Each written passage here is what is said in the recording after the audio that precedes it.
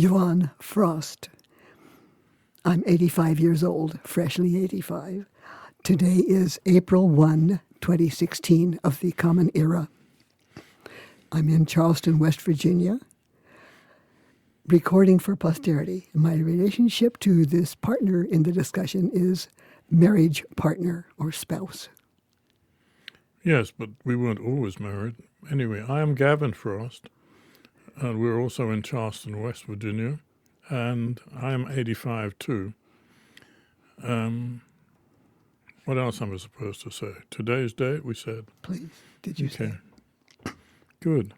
So, Yvonne and I got together many years ago after I had studied Wicca, which people used to call witchcraft, in England and been initiated in England, in Cornwall, and moved to the United States with my then wife and started teaching Wicca in the United States, got a divorce for all the good reasons people get divorces, and hooked up with Yvonne for many years and finally married her.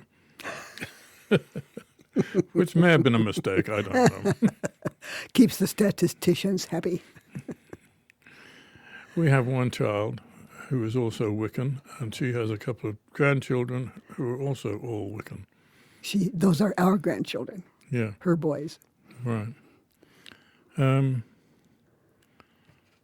guess it's up to you, Yvonne, to tell us what you think Wicca is. Okay, with all my heart. The craft of the wise is Wicca, and we are the ones who educated the IRS about its value as a spiritual path and as a religion in the common accepted sense of the word. The main interest nowadays seems to be in exploring your spirituality. Too many of the old churches have a fixed dogma, a fixed set of beliefs, and that is not for us. What we want you to do is reach out and think. What Sagan calls the 11th commandment. Thou shalt learn, says Carl Sagan. But that's been swept under the rug. But the craft of the wise, as we perceive it, traces back way, way before any alpha male religion or any dominant submission religion, and bases its tenets on the movements of the heavenly bodies that we can perceive in real life. The seasons of the year, the solstices and equinoxes, the full moons and the new moons. We based our belief system, an easy way to remember it is that from the points of the pentagram. And each of the points of the pentagram to us means something. And the center is deity, which we don't attempt to define, something beyond our definition. I'm going to let Yvonne talk about her famous and most popular belief structure, which is the upper right-hand point of the pentagram. Oh, yeah. Okay. The top point of the pentagram represents to me the Wiccan Rede or counsel, which says, if it harm none, do what you will. And the none includes yourself. The none includes yourself. And therefore, all these artificial sins and punishments and things are flushed right on away, and life becomes much more simple. But we have to be thoughtful of our words and our actions, lest we hurt someone or some living creature with them. There is such a thing as a learning curve. We can do something in perfectly good faith and find out later that it has caused harm to someone, and we can seek to make restitution. But if we cannot make restitution, the action then is to learn from the thing and release it. That's a very hard step for me, to release past actions, but we lurch along.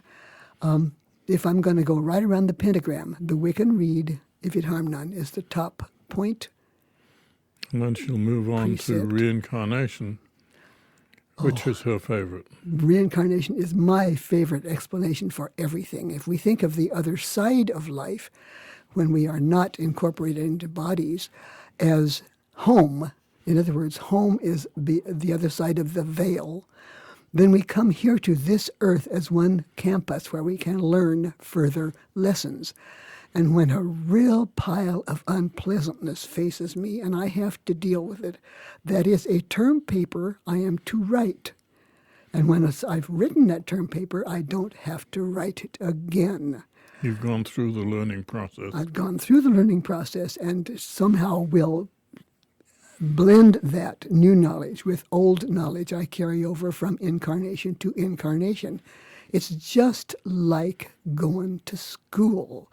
We go from one grade to a little higher grade to a little higher grade in each incarnation, and we come out wiser in the end. And we're not allowed to know this in the Western world, but... So you can come back as a woman or as a man? As a woman now, I will not come back as a man because that's earlier learning. You strongly believe that men are a lower entity. A lower animal, yes. Because Eventually. men have less opportunity to learn things like mothering and love and all of those all things. the altruism. There's something called the essential female altruism. But men are here to learn, and you'll see the people who are doing their first incarnations, their first semesters on this earth, are people like professional sports people who get That's paid a for that nasty stuff. dig. I don't think so. It's just reality as I understand it. Of course, I'm deviant, so... But anyway, But a woman sports person isn't included. a woman's sports Person. She isn't included. In what? In your reincarnation scheme. Oh, yes. Yes, women are reincarnated to do their semesters as well and to write their term papers. What we are not allowed to know in the Western world is that what we call death is actually graduation to a time at home to work with our guides and make sense of what we have experienced, and then to come back in another identity, in another incarnation. Now we are getting more and more glimpses of the fact that a spirit will often come back to reincarnate again to the same cluster of people who were that spirit's family in earlier chapters, in earlier semesters. And I was thrilled to find Dr. Campbell in the China study mentioning that he thinks he was a great uncle because the great uncle was doing the same kind of crusading work that Campbell is doing today. Oh, it just really made my heart pound to read that. Now, you don't necessarily believe that a spirit of, shall we say, a female type necessarily comes back into a female body. Sometimes a mistake is made. Well, sometimes, yes. Once in a while, a baby is born who's not quite ripe. And there's Dad pounding on the door of the delivery room saying, "Doctor, doctor, doctor, is it a girl or a boy? A girl or a boy? Quick, I have to know." And the baby isn't quite finished, but the dad is pounding, and so the doctor flips a coin and makes one touch with his scalpel, and the incoming soul is assigned a male identity or a female identity. Sometimes the doctor is wrong. And that is what causes gay people. Yes, that's one cause. Also, whatever you make fun of is what you're going to come back as an instructive semester in school when you'll have to write a term paper that may not be very comfortable to write. But it's a learning experience, and no learning is wasted. No tear is wasted. I have the theory that when your tears begin, and this is especially true, I think, right now, of returning military who are PTSD, the tears are the sign that the healing has begun. So never suppress tears. Never suppress tears. Let the healing happen as your understanding grows from semester to semester. Yvonne, Yvonne, you said that in life, in reincarnation, there's always a learning process. If there's something that you have learned in this life of yours, what would it be? Examine your options. Examine your options and don't take anything because it comes from... I think she's learned not to open her mouth sometimes. Oh, I'm still on a learning curve with that. We can go on now to another point on the pentagram, All right. and that would be power through knowledge.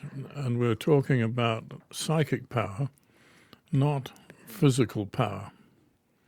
Right. Or millionaire's power over whatever. The power you can develop yourself to heal people, and you can feel it by just crossing your fingers across your palm, holding the one hand up and then crossing the palm with the fingers of your other hand. You can feel a little breeze, and it's not from the waving of the fingers, it's actually from psychic energy. And you can go and buy in the toy store a Crookes radiometer, which was developed by Professor Crookes, who was the head of the British Psychical Research Society. And you can point your fingers at that and make it move too. Make it spin like anything. Just spin like anything. And that's your psychic energy moving through the air, through a vacuum, onto that little spinner. It's real energy, and it can be demonstrated. Yes, and it is not dangerous. It's not imaginary. It's not mental illness, as some people would have you believe. It's not any of those dark things. It is just a real thing like your pulse. Your pulse is not good or bad. It's just a pulse, a symptom of energy in your body. And we have been denied knowledge of that energy so that somebody else could stand to gain. But it's time we took all that back and reclaimed what is ours to work with and to do good with. Prop each other up. You recently have become a vegetarian. I'm trying. Mainly because you don't want to kill animals, or? Mainly because the meat that's on offer today in this nation is toxic. It is full of chemicals, it is full of hormones, it is full of antibiotics, and I don't want to eat that stuff. A book I was just reading has this as the bottom line, the summary of the whole thing. The more red meat you eat, and chicken, the sooner you'll get cancer. And I'm a believer. I believe the author with his credentials. Oh, you're talking about the China study by Campbell. Yes, again. And there are 700 some odd scientific references in that book. Right. It's changing my life for what that's worth. Others don't have to do what I do. I'm running mine. We had a group of people at our local Unitarian Universalist church read it. And we went out to lunch, and they had all become vegetarians. Yeah, in the last couple of weeks. Yeah. And these are the people, the Unitarian Universalists, are the ones who squeeze out the top of the population. They have examined options, and they have made their decision, voted with their intelligent minds, rather than just sit and be fed another dose of guilt, shame, and fear, the eternal Trinity. I'm not sure you should have said that. No, I probably should delete it. Okay, we've talked about if it harm none, do what you will. We've talked about reincarnation. We've talked about power through knowledge. No knowledge is wasted. How about the law of attraction? Whatever you are, you will attract to you. Yes. What I am, if I go out in the morning snapping and snarling, I'm going to attract that kind of experience to myself throughout the day. Anybody who's angry will want to link up with me and exchange angers. So it's much easier to be pleasant, yeah. and other people will be pleasant around you. Remember this comic strip, Lil Abner? Mammy Yoakum said, good is better than evil because it's nicer. That's very profound. Where did you dig that one? Oh, it just floated up, you know. I'm just lucky that way. Shall we talk about the fifth point of the pentagram? Yes. Okay. It is harmony. we can observe that the passage of a year has certain rhythms. Our year in the craft begins on the full moon nearest November 1st, and that has been tidied up and neutered into something that we're supposed to call Halloween. But anyway, our year starts on the full moon nearest November 1st. Then comes the observance of winter solstice, when the sun is at its furthermost south point. Then comes Imbolc, which is the full moon nearest February 1, when our Celtic ancestors knew that their sheep herds, their ewes, would get milk for the lambs. That's when the shepherds watch the flocks at night. That's when the shepherds watch their flocks by night. Then there's spring equinox, or whatever its name is. It's got a name. And I can't remember that out of the 8. But spring equinox is, we're beginning to see snow melt and all that good stuff. Then comes kind of my favorite, which is near May 1st, the full moon, and that is called Beltane. That is when the Lord of the forest and hunting steps down and gives prime place to the Lady of seed time and harvest. And that's why we see at the full moon nearest May 1, we see all these symbols of fertility, bunnies and chickies and eggs and all the rah-rah, the blossoms and stuff, to symbolize fertility and the goddesses through time. The pre-Judaic goddesses had names like Ostara, Ishtar, Astarte, Eostra, all those names relating to Easter and estrogen. Then we have midsummer, the longest day of the year, which is sometimes is called Lithia, when the daylight hours are the longest. And then we have the full moon near August 1, which is called Lugnasad, and that is the festival of first fruits. People begin the harvest with gratitude and have a big feast of the first fruits, big feast, and much, much rejoicing and happiness and thanking of the elder ones who run our lives. Yeah, I remember going out and digging potatoes at that time. Yeah. So it's not necessarily the easiest time of the year. Right. Well, what time is? They all imply work and awareness and gratitude. Yes. And then comes autumn equinox, when the sun crosses the equator and the days On its way back. Yeah. The days really begin to shorten down then, and the cold weather begins to hint at itself with the coloring of the leaves and all that. And then we are at Samhain again, which was tidied up into Halloween. And how have these beliefs of yours influenced your own relationship? How have they brought you together or influenced how you live your lives together? It has made us a team, I think. Oh, we're a team. Team of terrorists. Slash and burn. I think it gives you a purpose to your life. In other words, you can look forward to the next festival and think of what it means and be grateful to the earth, our mother, for all she gives us. We tend to think of the earth much more as a mother than most religions do, in that she is the basis for everything.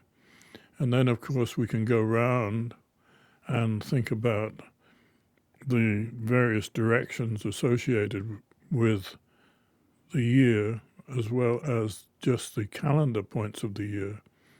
We can think of water in the east and air in the west and the sun in the south and cold and elderly in the north, the white hair of the elderly, plus the winter time, so that we have a complete set of beliefs which we structure in touch with the world we live in. In the real world. The real world. Yeah, and it's strange how we can look around us on these observances and see people who are somehow sensing that this is an important date in the calendar, in the almanac, whether they can articulate that or not, whether they have a name for it even, or what they are allowed to know. But they sense something that is expressive of the world where we actually find ourselves. Traditionally, those directions actually come from northwestern India, from the Punjab, which is interesting that whole belief structure starts with Hinduism. I don't know whether people realize, but if you have your genotype done, you will find, if you're an American, that you're 10 to 15% Indian. Yes, Indian from India. Because that whole understanding and thoughts about life came out of the Indus Valley. And the religious structure that started there more than 5,000 years ago, which is, of course, recorded in the Bhagavad Gita and the Mahabharata,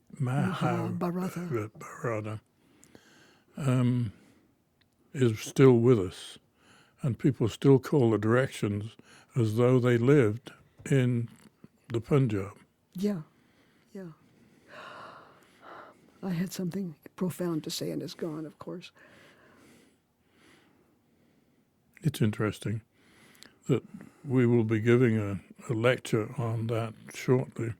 We've given many lectures on Hinduism and the way they raise their children, for instance. We find that, and the studies are in, that show that if you allow the children to be hugged and allow them actually more sexual freedom, they will be more compassionate and they will not commit any crimes in later life. Right. Whereas those children that are bullied and made to stand straight and sit in a corner and never speak until spoken to, if they're brutalized that way, they will grow up to be very much hierarchic and Criminal. Some tall person will snap orders and they have to obey. And these are well-known, well-researched facts. They're not just something off the top of our head. I know what I was going to say earlier about the beliefs coming westward, the circle and casting the circle and all that. The people who study languages and words are now finding that where the Celtic languages and the speakers of Celtic languages have piled up on the western shores of the British Isles because they couldn't go any further for a long time, and they speak Celtic languages among themselves. Some of those Celtic words are cognate with words in Sanskrit. And that saying that is raising goosebumps on my flesh at this moment. Yes, that's true very much of river names, riverine names. Oh, yes. Starting with the Danube and Danu the great goddess. Yes, Danu, the goddess of rivers. And there's also the Dnieper and the Dniester. Yeah. If you go back further eastward. So they brought all that with them. Yes. As they came across country. Oh, I'm so grateful to know some of this stuff because it helps me make sense and see an overview pattern of things, of human behavior, which is so too self-destructive at times. Untidy is a good word. Tidy, yeah. What do you mean by untidy? Well, we're a mess. Go outside and look. Watch any news broadcast. It's just nothing but death and destruction and malevolence everywhere. I've just read a book called Reading Lolita in Tehran, and I was heartsick to read that book and the things that happen in real life to people who are under a dominant ruler. It's too brutal. If you were caught wearing nail varnish, they could rip your nails off. women must not laugh out loud in public Or show one strand of hair. or show a strand of hair or a glimpse of skin other than the tiniest view of their face and maybe their heels under their sandals. I can't imagine. You also spoke a little bit about raising children to be loving or open or kind. Do you have children of your own, and how Yes. does that influence you as parents? Oh, the thought of her makes my heart swell up. Here's the thing. She came to us before I found the craft through acquaintance with Gavin, I was attending a spiritualist meetings in a ladies' living room in Santa Ana, California. And one night a high-powered psychic medium came in. And we had a megaphone, a trumpet seance it's called. And everybody in the room got a message from somebody, and several of us got 2 or 3 or 4 messages from somebody on the other side who wanted to communicate with us. And this person was a channeler, the big medium. So it was my turn. And I had a message from my guide, Dr. Wallace. And who came through but my landlady, who'd been my landlady in Germany in 1954-55, when my first husband was stationed there as a private. Okay, she came through with a little greeting of love, and then there was another voice that said, "Can I be your little girl?" And I thought, oh dear me, I'm doing bachelor research right now in Orange County, California. How can I handle this? 4 years later, Gavin and I had gotten together and shared our interest in things. And 4 years later, she was born to us as our daughter. I am not making this up. And every time I think of her, my heart just swells inside me because I am so grateful and so proud. And she knows it. She's bored with hearing it, I think. Anyway, Yeah. Can you describe your daughter? Maybe paint a picture of her in words. Let's say this for a start. She shares the same birthday as Mick Jagger and Helen Mirren and George Bernard Shaw and, Sandra Bullock. And, yeah, Mick Jagger, I said. That should give some clue as to the direction her thinking goes. that gives, again, the fact that we believe very strongly in birth dates, and the time you're born makes a big difference in how you will be in your life. Yes. What is generally called your horoscope will give you a good guide as to how your life will be run, if you like. How it'll play out and where you should invest your energies.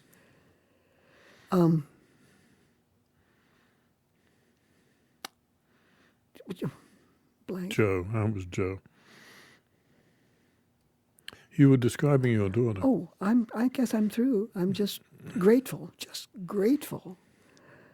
and want to watch how this. And I know that her 2 boys came to her by choice. Mm-hmm. By choice, because there was something in this incarnation, in this family, extended family network, that they need to learn. And this family will give them the background and equip them to do their assignments. I'm very strong on vocational aptitude tests and things like that, so that we don't just flail doing the search. We can get part of it done through tests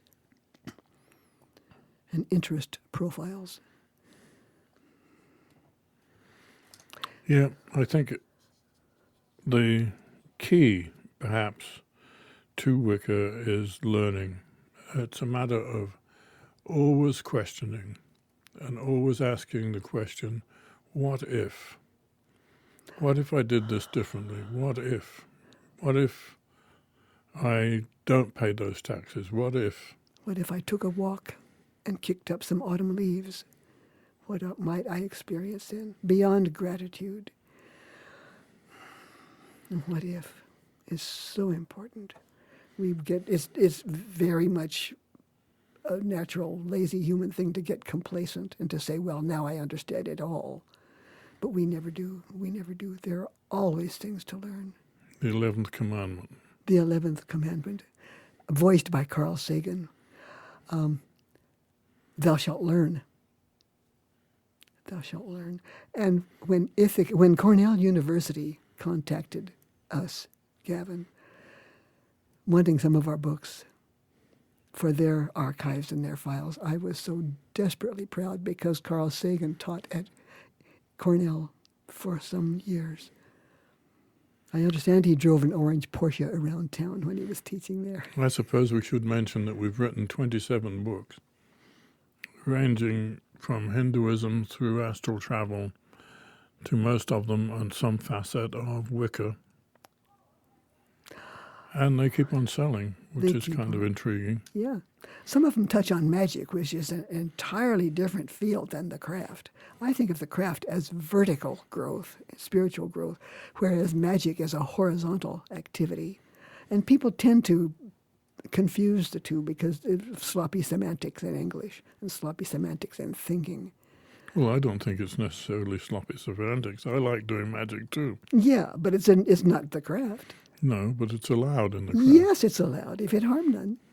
Yeah, right. It's all research. It's all research. No experience is wasted if you can learn something from it.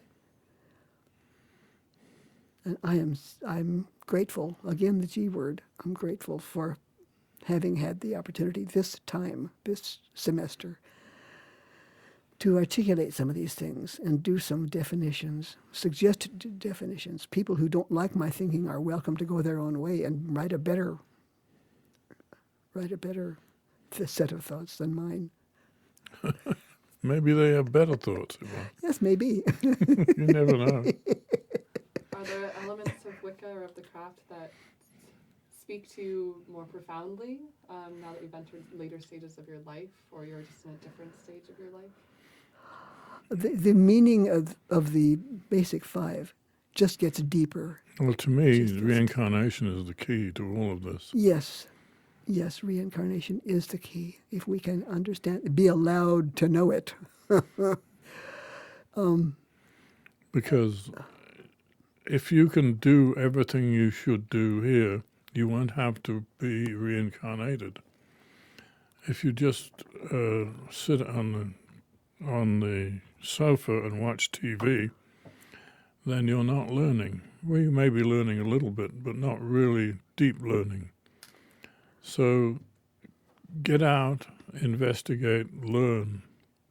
And if you learn enough and you do enough things, then, as I say, you won't have to come back again in another reincarnation.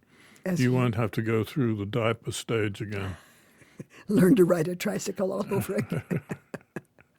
No, we can go on to higher levels.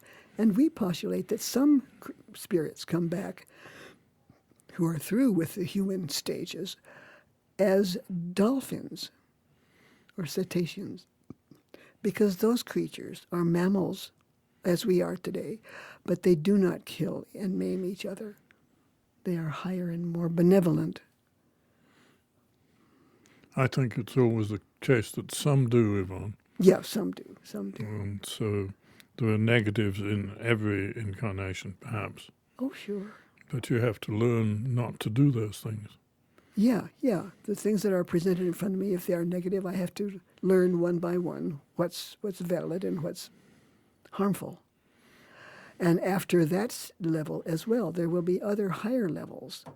There are advanced beings that we cannot reach, and many of them have become popular gods in various cultures because they're the closest thing we can perceive to a deity. It's interesting that the United States has got more people in prison as a percentage of population than any other country in the world, including places like China and North Korea. Why do we do that? Why don't we get those people out and get them into producing lives? Yeah, productive lives. I would like to see that. We find that many prisons don't allow the prisoners to have the books they want, for instance. And that, to me, is just a very short-sighted attitude. Absolutely. People need to be learning. Even if their bodies can't get out and achieve, they need to be learning. Instead, they're pressed tighter and tighter in that pressure cooker. And nobody wins, certainly not the taxpayers. But I'm not gonna say it. Yes, you are. I can tell she is. Why is the prison population so high proportionate to the civilian population? This is ask Pat Robertson, ask Billy Graham. It's a Christian nation. I didn't get what you're saying here. What are you saying? There are all kinds of invented crimes, actions labeled crimes that are not necessarily crimes. And there are people who are incarcerated for fictional reasons. And nobody wins. Nobody wins. Could you talk a little bit about your upbringing and how it has influenced your faith, if you'd like to? Well, I was brought up in England. Went to school in England, went to college in England. And that's entirely different, of course, than here. Oh, yeah. The class size is a fraction of what it is here. And the expectations of success are much higher, I think. With the lower class size, the scholastic achievements, I think, are expected to be higher. If you look at research and things like that, and look at the number of things that are English or European, it's amazing. Start with James Watt and the steam engine. My own childhood was a matter of being pushed into the corner and told to be quiet because I was a Baptist. But I got over it. And then I found out in my bachelor years that I qualified to be a Mensa, if you know what that is, the High IQ Society. And that explained a lot of stuff. That explained so much to me. So it enabled me to scrape a lot of stuff off my shoe and get on with my own life better. And so I finally hired into, after secretarial training and stuff, I hired into the firm that was making military electronics in Orange County, California, and that's where I met Gavin. So it's all a lurching saga. What were your first impressions of each other? I know what her impression of me was. I'm not sure you do. The buildings where we worked, with all the departments and the electronics and the radars and stuff, the buildings had hallways 10 or 15 feet wide, and when Dr. Frost walked down the hall, everybody crowded to the walls so he'd have room. I knew she was going to say that. She'd done it before. But I didn't feel myself in control of very much, but I was, I suppose. I had a bunch of people working for me. I had contracts worth several $1 million under my control. Yeah. Yvonne was a very charming secretary who was very helpful. And she was interested in Germany, and when I went to Germany on a thing, she came and visited. And that's where it all started, began, and ended, I guess. Onward and upward. Onward and upward. Yeah, I lived a year in Germany on the economy and learned to speak enough German there so that people would snap their heads around and say, "Are you German?" But it was a whole different discipline than the Latin I'd had in high school, and aced every test in Latin. So languages or the Western languages are not that The hard Romance for me. languages. Romance, yeah. Mm. And before we end this interview, I was just curious if there's anything that you've never told each other or said to each other that you would like to. And we're going to do that on the air, yeah. Oh, yeah. For posterity? I No don't think so. You can hope, but no. Perhaps just a story that sticks out in your minds about your relationship, you being together, that still is very meaningful today. A specific instance, a moment. How about Neuschwanstein? When we were in Germany together, we went down to Bavaria in the south, in the Alps, and we saw this fairy tale castle that Mad King Ludwig had built with the big balcony on one end so he could get up on the balcony and look over his people. It was all just so fatally rococo, just frills and cupids and murals on the walls and I don't know what. It's just strange. I took her sailing, and that was the first time she knew that a sailboat could put its rail under water. Scared her, but I was an old-time sailor. In fact, we taught sailing, taught navigation, and now we're teaching dance. Yes, beginner ballroom. Honey, if there's a beat, I want to be on my hind legs. I know no shame, and it's so much easier that way.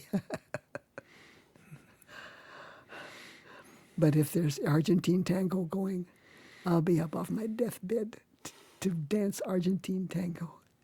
The best tango sounds as if the musicians had made their own instruments. But ballroom dance, and the magazine of the AARP keeps saying over and over and over, if you want to stay young and not crumble down into Alzheimer's or something, do rhythmic walking.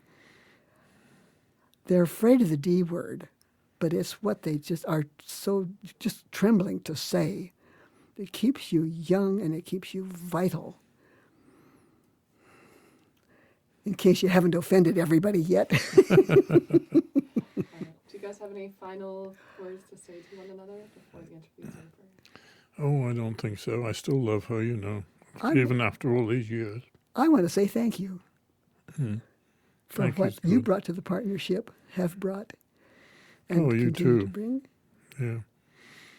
I mean, I write books, but what I do is I have the ideas, but Yvonne puts them into English. And punctuates properly. Without Yvonne, the books wouldn't be readable. Right. So we dovetail beautifully. There is no honcho and humble servant. There's just a partnership. And we dovetail.